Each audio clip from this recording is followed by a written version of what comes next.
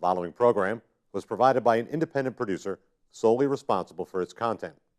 The opinions expressed do not necessarily represent the views of this station, its staff, board of directors, or underwriters.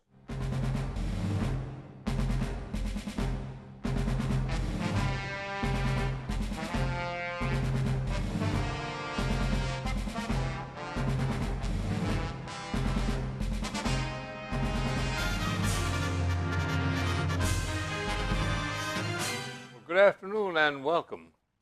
This is the Veterans Forum, a program coming to you from the Nashua TV studios here in Nashua, New Hampshire. My name is Bob Stevens, and I've had the privilege and the honor of doing this show, hosting and producing, since 2006. One of the guys made a tally a couple of weeks ago. I'm not usually good at numbers, but I'm kind of proud of this one, I think. They say that right now, in the can, is all completed, we've done about 145 or 147 shows in that period of time. And I'll tell you, each and every one was a great one. They were unique. We all had the same problem, a job to do, and most of us did it. And that's what we're trying to do, is to give every guy and gal who served in any war, World War II, Vietnam, Korea, Desert Storm, Desert Shield, and whatever else we've had since then. If you can and will, come and share those experiences in a televised interview. That data will be sent down to the Library of Congress for inclusion in their database, and what they've had a program going since the year 2000 called the Veterans History Project, wherein they've gone throughout the state, and all of the states, shows like this, to give every guy and gal a chance to relive, to record properly what they did. Now, some of them are very, very dramatic. Some of you wonder, well, what the heck? I had a job to do and I did it. The problem most of us have is that we accepted it that way. We had a job to do and we did it, and we came home and did something else. But if you will, imagine our history as a great big picture puzzle. Each one of us was a piece in that puzzle. And the more places we can fill in the little gaps, the better that history will be for the people that we work with, our families, our friends, and people coming after us to get a good idea of what really did happen without a lot of embellishments. I'm waving this thing around because I got it a couple of weeks ago in the mail. It's something that I want to make sure every guy and gal who sees this, or every one of your friends and family who hear and see this program, this number is 211. It's a Veterans Help System throughout the state of New Hampshire. If you or your friends feel you may need some help, dial that number and you'll be put in touch with a cadre of people. You can't read it, but it covers everything, I think, conception to cremation. It's there for you if you need it, or maybe your friends think you need it because you don't know you need it. Use it if you have to. It's wonderful. Well, so much for the production. Now today we have another young fellow who will show you a picture of him pretty soon, and I'll ask Gordon to introduce himself, name, rank, serial number, and so forth, and then we'll get this program started. Are you ready? Gordon, would you please identify yourself, your full name, spell your last name for the record, and where you currently live, and then your dates of service and branch of service. My name is Gordon Lee Burton. My branch of the service was the Army Air Corps during World War II. I currently live at Nashua Crossings, which is a assisted living. Okay. Is that just for veterans or for any publication? This is for anyone. It's not related to being a veteran. Okay, fine. Now, I've got all kinds of paperwork here, but your branch of service dates, you started in what, 1942, and you ended up in 1946. Is that correct? Right. Okay. It was November of 42, and ended up about 3 years later. Okay. Almost precisely 3 years later. Well, everything has to be exact. Within a month or two, understand. We're right on the button. Okay. Now that we know who you are and how you are right here, I want to go back and find out how you come to be, if you will. Remember that, as I said earlier, that show, This Is Your Life. This is part of your life that you'll share with us. Like, where and when were you born? How was your life growing up? Any people in your family, veterans, past or present? And fill in what you did after that. I was born in Elgin, Illinois. That's the city of watches. You could call Elgin watches. Okay, Elgin watches, all right. And I had two brothers. Both of them served in the military.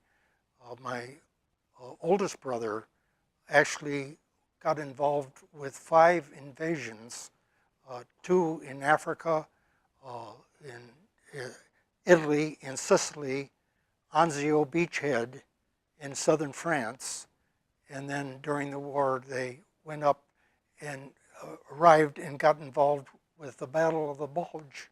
They traveled quite a bit. My other brother actually was drafted before World War II started by like 6 months, and he spent most of his time in an island in the Pacific off of New Zealand, but he went up to the Philippines, to Manila, and landing at Manila, the airplane crashed, and his right arm was damaged to an extent that he got 25%.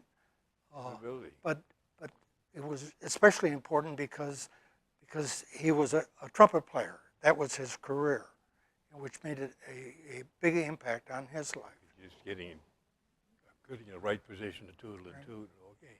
Now, let's go back and live some of your early childhood. What did you do to keep happy and so forth during the Depression? Because a lot of us don't know that we were poor routine, but how was your life growing up during the Depression, and how did you go through school? Little things like that. I remember that during the Depression, I was out playing some sport, and I took off my jacket, and I forgot it. And this was a major deal, just because now it required the replacement of that jacket. It disappeared fast. Oh, someone borrowed it? Well, I imagine here was an opportunity to have a new jacket. I remember that. How about school? Were you in any activities, any sports in school? Were you a good student? I was a pretty good student. Okay. You're right. And got involved with chemistry when I was young. And I enjoyed math, actually. Oh, weird. Weird, sort of weird, right? I'm sorry, go ahead.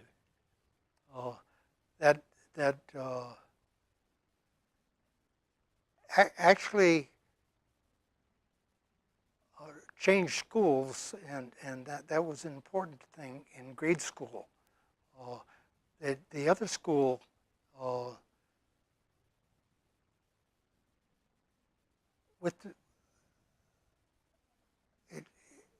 there was a discipline problem at the other school, and it was I was transferred to another school, which made a big impact on my life. And I had always good teachers at the new school. Well, were you part of the discipline problem, or Probably, right? I'm not trying to put you down, but sometimes you know the other side of the pancake got to be shown. Let's see. I can't remember any myself. I can't remember any. Okay, I'm just trying to find out. Now, were you in any sports activities or bands in school? Did you do anything like that? Not bands. I went out for football in junior high. That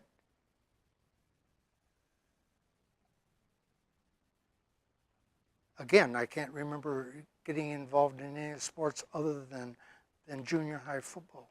Okay, I'm curious. If you didn't do it, you can't remember it. That's about simple.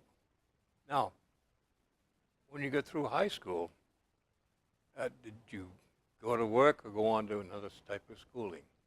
Oh, when I graduated from high school, I went to college immediately. Okay, which one? Give them a little plug. Pardon? Give them a plug. What college? What school? MIT. Oh, great school. And then what were you studying? Chemical, electrical, mechanical? Well, at that time, it would be chemical engineering. Okay. That was the intent. but being a freshman, it's common. You have to go through the Everyone does prereqs the and same all thing. that stuff, you know. Now, do you do anything worthwhile in your induction into the Army? Where and when did that happen? Well, actually, again, during my freshman year, I just was at MIT a few months, and that's when I enlisted. Okay. And here again, because my two brothers were already in service, I felt that my being drafted was imminent. And so while I'm at school, I heard about this program called pre-meteorology. And what this promised was you sign up with this, and they would give you this training which qualified you to go to meteorology school and become a weatherman for the Air Force. Good deal. And so this would give you an education, but also it would give you a commission. Yeah. And that sounded like a pretty good promise. Damn good promise. Right. And so I signed up. And it turned out that as I found out later, that there were 30,000 people also signed up for that. Crowded group.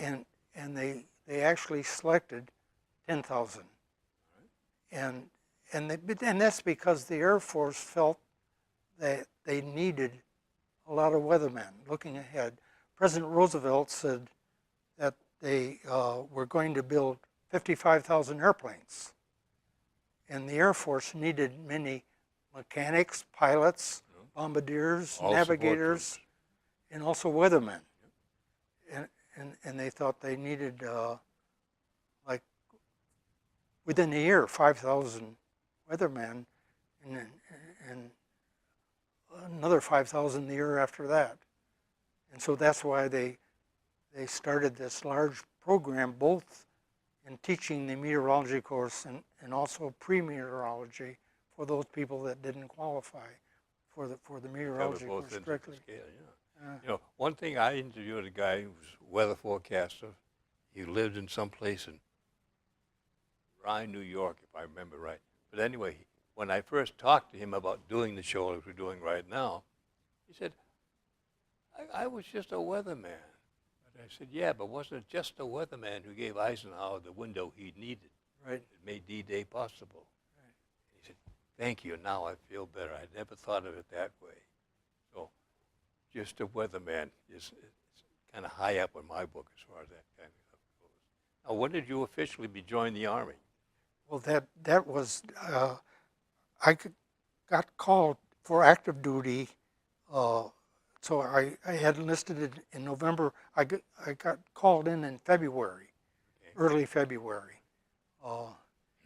And I think, as I recall, it was by telegram. I was back in Illinois at that time.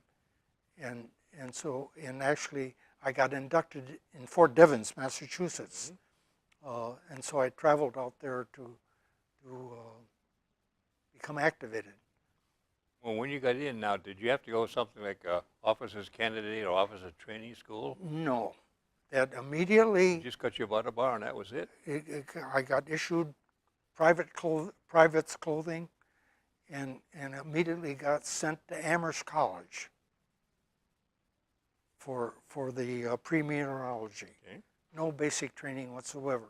However, there was here was a case of school was 6 days a week, 8 hours a day, plus an hour and a half of military stuff and exercise. And how to wear a uniform and who to salute. Right. And actually something amusing happened there because we were all naive out of college, very naive. In one case, they issued us gas masks, and one of the students immediately sent that home to his girlfriend as a souvenir. You must have thought she was smelt pretty good, huh? And another amusing thing is because of our 6 days a week and working all the time. We knew we were at Amherst, and we were surrounded by places like Smith and some other. Wellesley. No, well, not Wellesley, but I forget. There was another girls' school close by, and so we wrote a petition. We had a petition, and we petitioned the commanding officer that we wanted more time, free time, so that we could Enjoy the go surroundings. to right. and so he called a meeting and explained that the Army does not have petitions. They call that mutiny. Whoops. Right. And just showing how naive we were in terms of. But he also gently reminded you that things don't go your way all the time. Now, in that transition, if you will, from civilian into the military boot camp, whatever you want to call it, what was your reaction to the first 3 or 4 days when you started this new type of life? Oh, Where were you when you left Evans? well, we're at Amherst. Oh, excuse me, at Amherst then. Right. You know. Right. But when I arrived at Devens, I at the gate, the guard at the gate said, "What's your serial number?" And I said, "What's the serial number?" I really didn't know I had one. Stamped in your fanny. Right. And there again, and Ed's remark about being sassy, that the basis for this, I think, was that one of the things I was assigned to do was to sweep the floor. And after doing this task, Sergeant wasn't satisfied, and he criticized it, and so I told him, "Do it yourself then." Oh, you're brave Right, and dumb. Right. And so there again, but fortunately, I didn't spend very long, just a few days at Fort Devens before going to Amherst. Now, at Amherst, were you subjected to military drill at all? You know, some formal training along marching, rifle handling, and all that kind of stuff? In all cases, while I was in service going to school, it involved going from dormitory, say, to classroom. You formed up platoons and marched. Okay. As a unit. But it turned out, in the case of Amherst, just there a few days, and some of us got called in and were told, "You're here by mistake."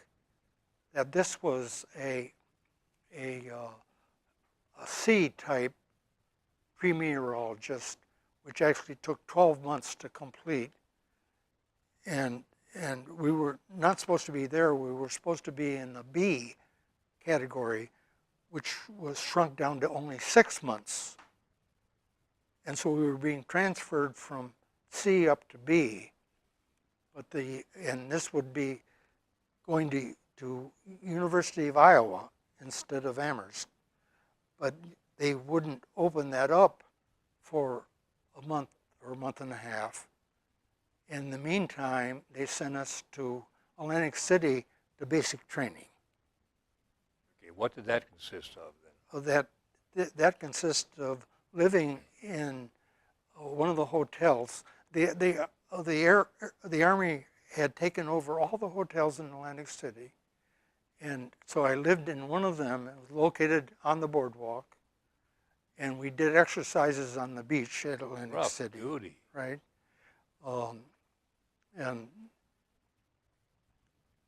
And there, an interesting thing were we were assigned guard duty various places, and our weapon was a billy club. One of the places I got assigned was a medical and this was a case of people having mental problems. These are soldiers with mental problems, like and while on duty there, it would be the case of there was some were they were concerned about suicide, and But so has it been in combat, or they're just no, just a this new was lifestyle? just in the process of being drafted and brought in, Okay. and Spark and something. and and the stress of that, I suppose. But it had to light their cigarettes for them. In some cases, there were a lot of soldiers there.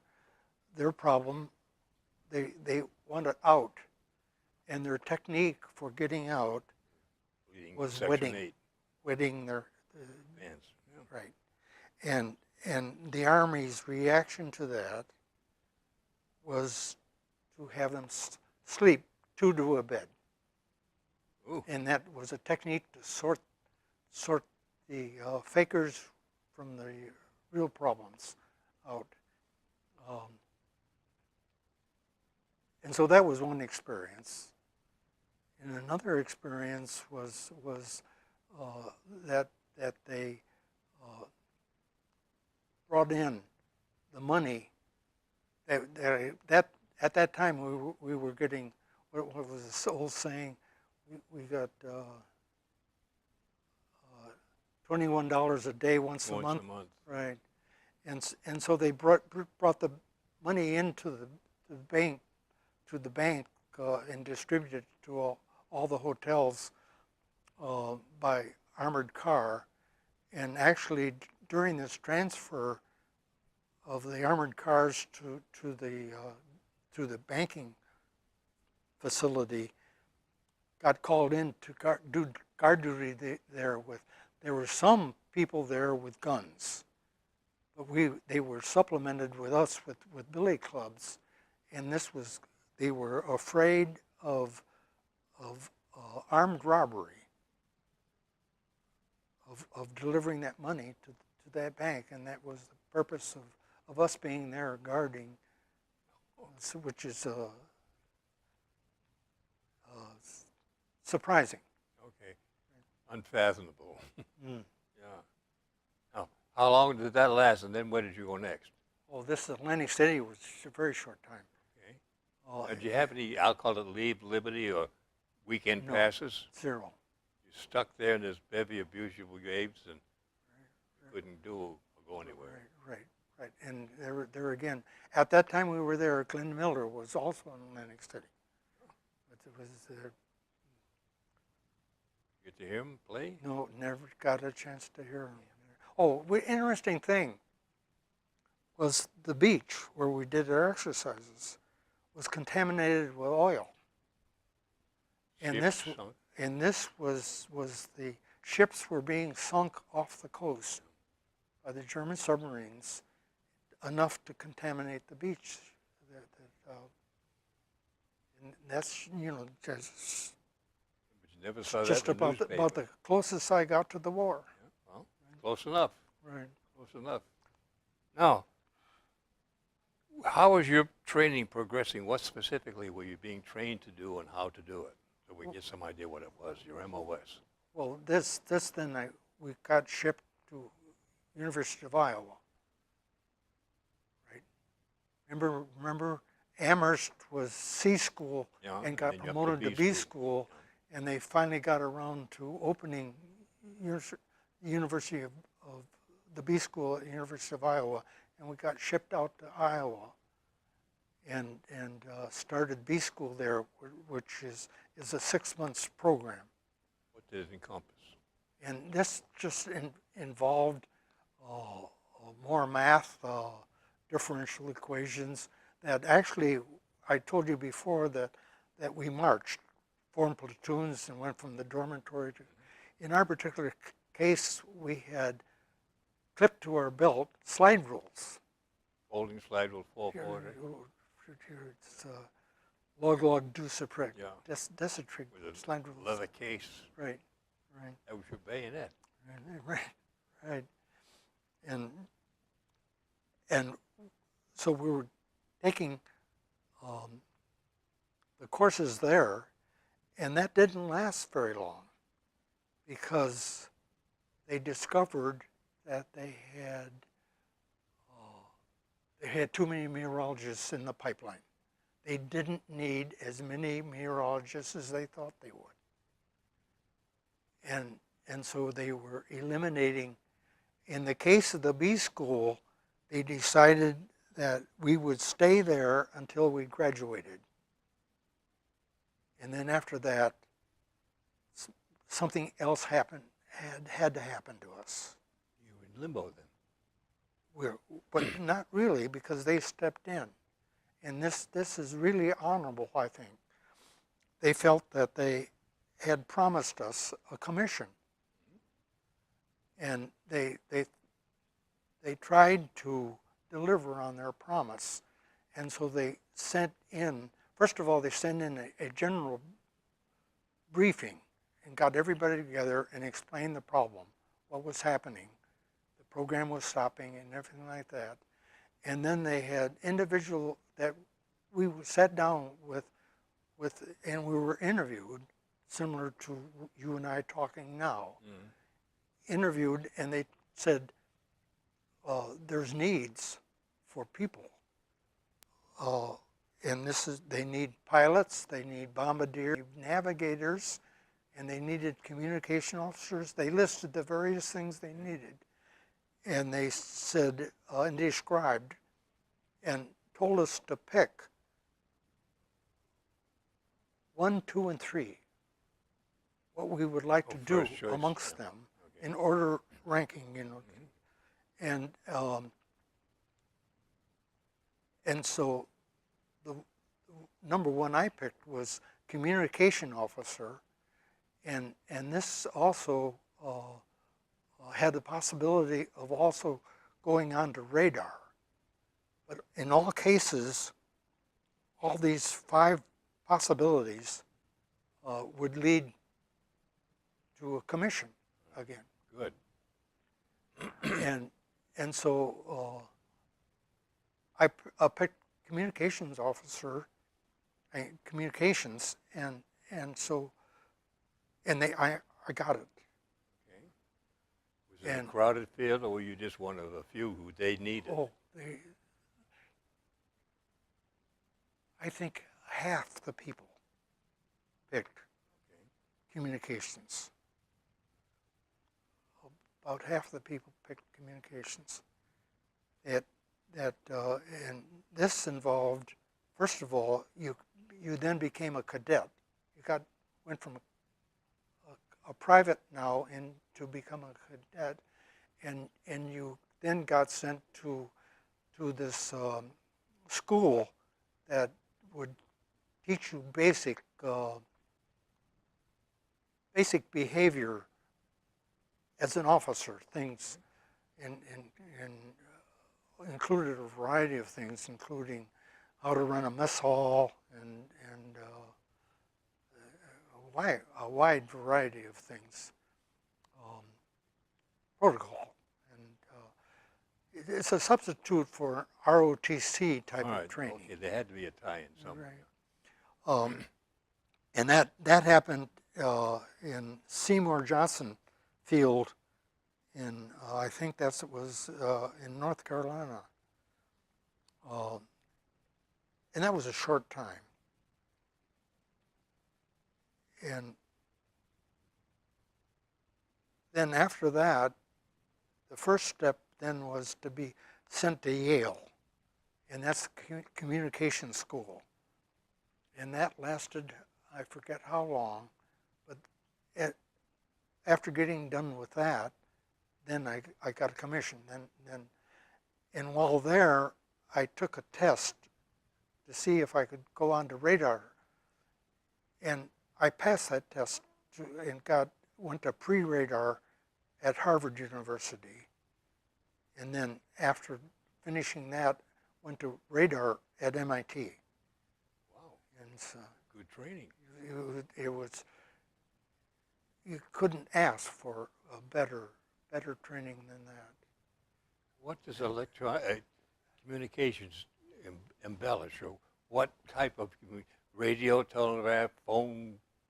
What is it? All of them.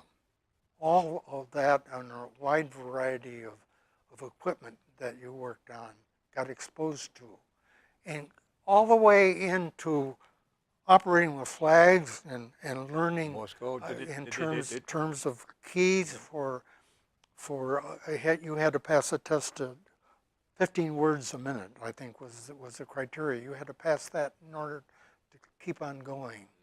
And did they use that as a means of washing out the tens of thousands?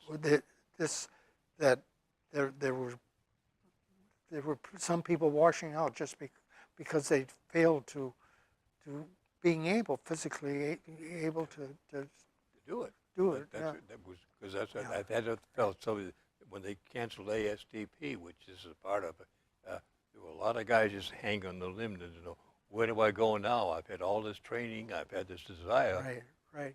I think that we got treated much better than ASTP by and large. ASTP was much larger than ours. Oh yeah. Where there, ASTP could be 1,000, 2,000 people, and we were just 200 in very our select group that you yeah, wouldn't a use right small now. group. So you're getting the cream of the crop. Right. And I think that we survived better in the sense that when they realized that they had too large of programs, that they actually cut back on ASTP much before because they in terms of It's for your massive numbers. available people, the payoff was there, and they neglected this small programs like this pre-meteorology to quite an extent. Now, how did you do in your radar classes? Oh, after the radar, at that time, then got sent to Florida, and that's to learn specifically. This was called MPN-1, which was a 14-ton truck, combined 2 radars, and plus communication gear, and that was designed to land aircraft in bad weather.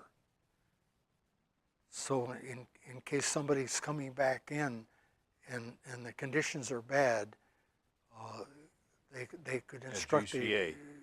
GCA, ground controlled approach. How did you like that? Do you have any practice at it? That did that. Very important because the war ended, and then I finished college because now I had GI Bill, and I got a job with Gilfillan, who manufactured the GCA equipment, MPN-1. And they had now, and I didn't immediately, I guess I'm getting ahead of myself. I did not go there immediately. I got a job with Sperry Gyroscope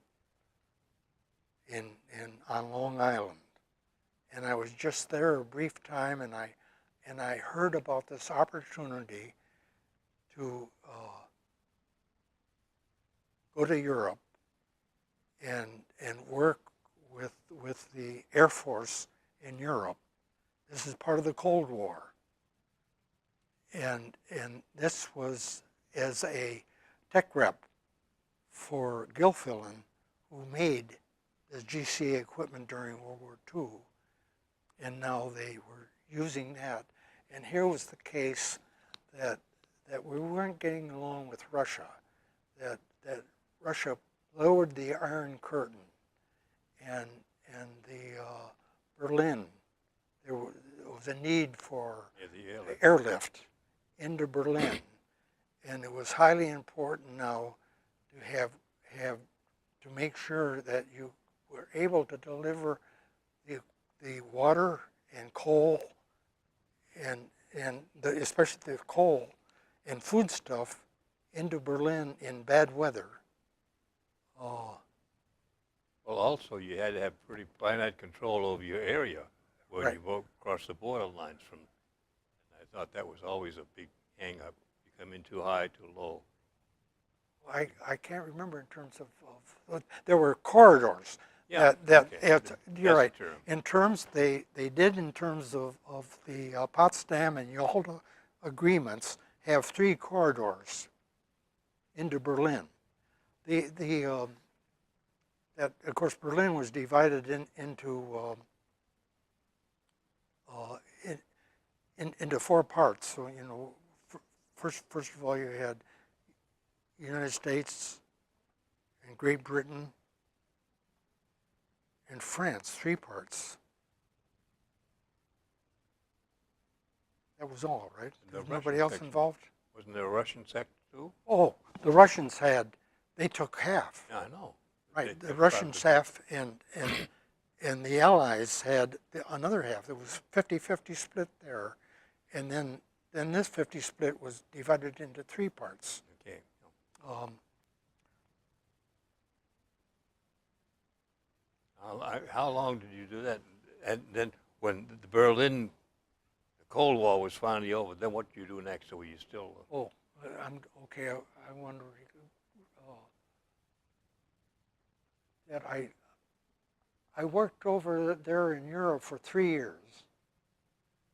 No, you're tech rep civilian. I'm You a were tech no longer rep civilian part of a. for 3 years, and during that time, I also went elsewhere. I went down to Saudi Arabia for a couple months. There was some sort of problem down there, and there was a supply problem. There was that Gilfillan brought out a new GCA equipment, modernized, brand new equipment, CPN4. And it was an interesting reason that this 14-ton equipment, the MPN1, that could not be carried on airplanes. It was too large, too heavy. And now, when the Iron Curtain went down, they wanted to get another MPN-1 into Berlin, and they had no way of doing it because the Russians wouldn't allow it in through the land. And what they did in this particular case was to cut this big truck into 2 parts and then carried it in as aircraft loads, and then they tried to Marry it inside. recombine all the cables and everything like that. Yes. Can you visualize that? But there's a lesson learned. 2 things. One is they developed aircraft, big, large transport aircraft that could accommodate large Big, heavy equipment, heavy equipment. And again, they also then had other requirements that all the equipment had to be air transportable from then on. Well, this CPN4 was air transportable. They made it such that Still gave you the same outputs.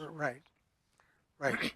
And so they developed that, and then they put in the first unit in England. And so they asked me to be in charge, got sent back to the United States to learn the equipment. Okay. So we had to go back to the United States to learn the new equipment. And then I got assigned to put in the first unit in England. Was it near London or in the outskirts someplace? Oh, this was down the outskirts. Don't tell me you have to shoot me. I don't want to know.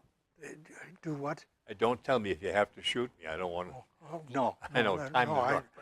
I'm a coward. No, I'm sorry, go ahead. And then I got transferred back to Germany again. Most of the time was in around Bavaria, Munich, Germany.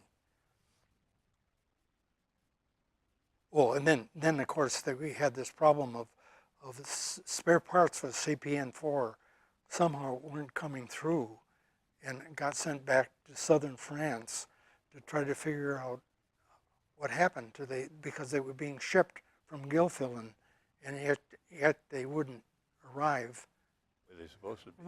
And there was a basic problem at the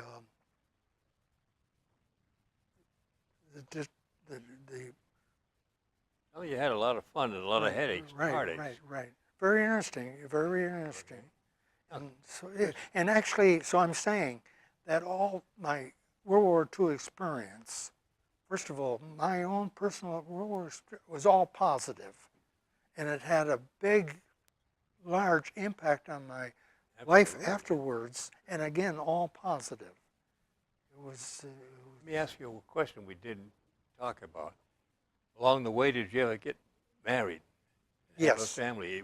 Right. 'Cause I found out from the gals who've seen some other shows, you didn't talk about the family, and we were just as important. So here's your chance to Right. make a few Okay, brownie here's my points. chance. Okay. What's your family and how are they going? Okay, now, so what happened was when I left the being overseas, when I stopped being a tech rep, and I came back to the United States, and I got a job at General Electric Advanced Development Lab in Ithaca, New York, Cornell University. I wanted to actually go work, but at the same time I wanted to do graduate work. Good. And so I'm working at GE, and my future wife happened to be a telephone operator at this General Electric Advanced Development Lab. And that's how I met her.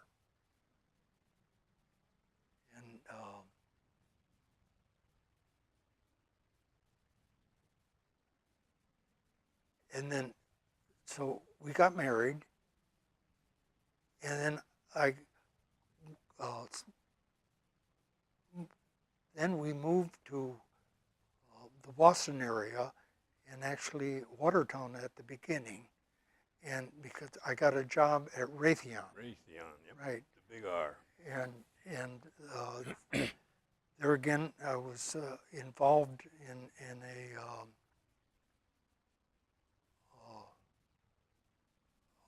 primarily Hawk at that time, but then, matter of fact, all the time. They're all missile systems. Right. It was missile systems. Actually, when I first arrived there, it wasn't a missile system. I wasn't involved with that. It was a Doppler navigator. This was a department that was developing this radar equipment that would sense.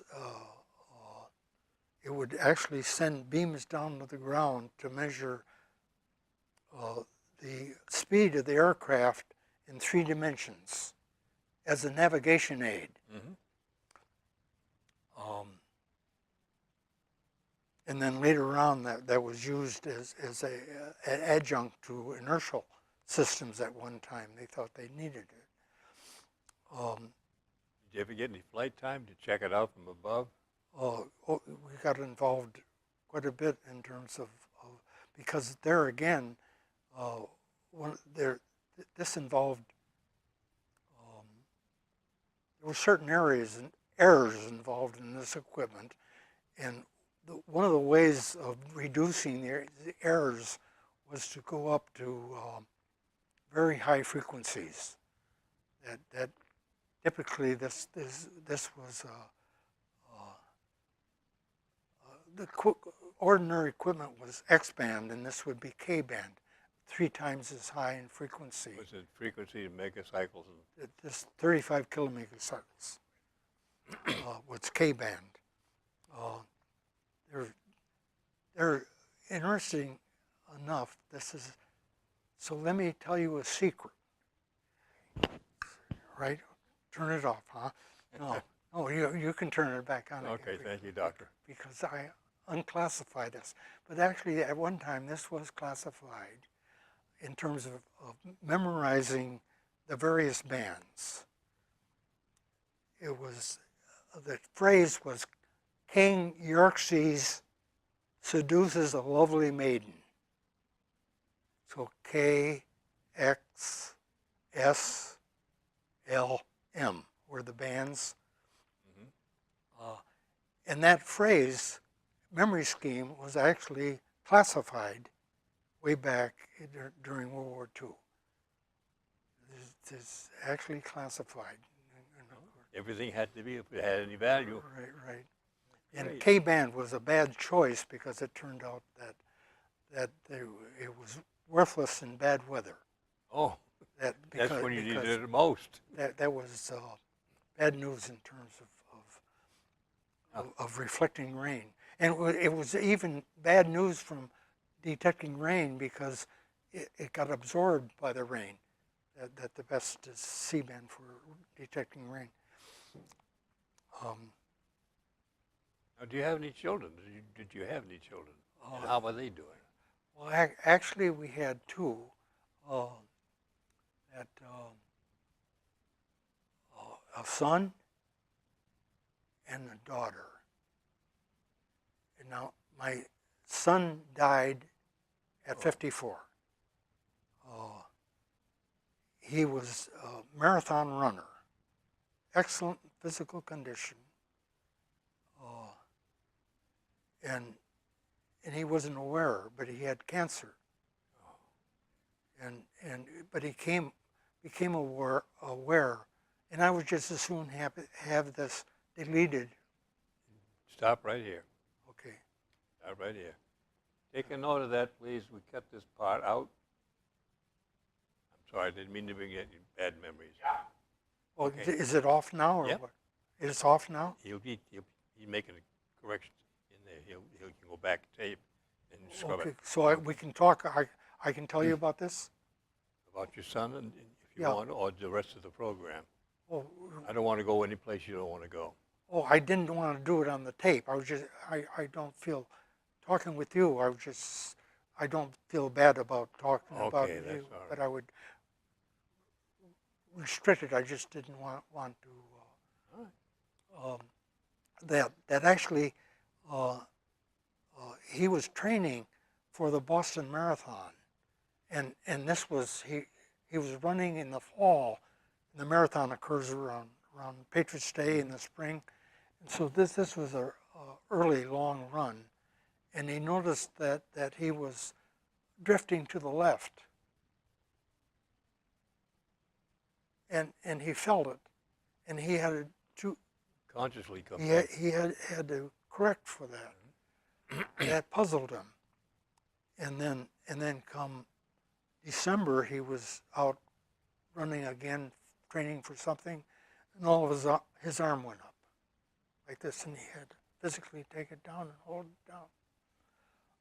And what had happened was that he had kidney cancer, and it had metastasized to his brain. And this was a reaction now, and so it was and he lived with that for until the following June, and he died in that following June, and this was he was the there's Somerville Roadrunners, which is a running group. Yeah. He was their coach, running coach down there. That he was really active in terms of raising money for Children's Hospital. And so the people from various parts of the country would run to raise money for Children's Hospital and solicit donations. And he would, by email, be their coach, communicating with them. And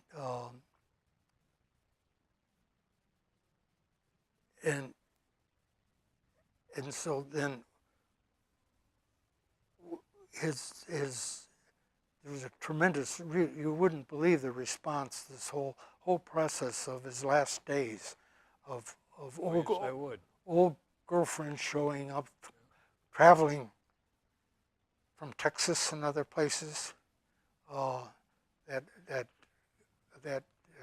all the people, they had a memorial service. Had a memorial service was at this hangout in Somerville, where the Somerville Roadrunners would meet after races, And they congregate. and then arrived at this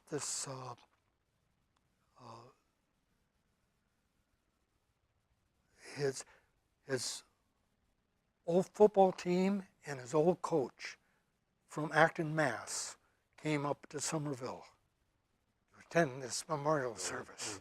You know, really, really outstanding. That yet today, let's say, this October, there's a, if you go to Somerville now, at the I'm trying to remember of the square, main square down in Somerville. There's a bench dedicated to him. This October, there's a 5K race they have, and this is a Monday. This race is to raise funds for a coalition a coalition of agencies that raise money for the homeless in Somerville. And so this 5K race starts at this square, and then comes around and ends at that square. And the runner that participates and raises the most money will win the Steve Burton Prize. This is a prize set up in his name. Okay. To Is it a trophy or a plaque? Pardon? Is it a trophy or a plaque? I have no Okay, idea. good. Let's continue right now, if you will. When you became another civilian, did you join any outfits like the American Legion, the VFW, and so on? I just asked you that, but you want to. Right, I did not. Okay. Now, what are you doing now that you're retired and have all the time in the world, hopefully, to do whatever you'd like to do? I read quite a bit, large print books. In addition to that, spend quite a bit of time on the internet, Google. Oh, yeah, I've heard that. Now, do you do anything like taking trips or any hobbies, woodworking, photography, or do you have any problems as far as you and I getting around, like not a spring chicken anymore? Right. Well, keep walking. It's trying to get a balance between use it or lose it, Yeah. versus wear and tear. It's a hell of a struggle. Right. It's 55-55 sometimes. Okay. Now, with respect to the current condition, you say that your military experience was wonderful and very positive.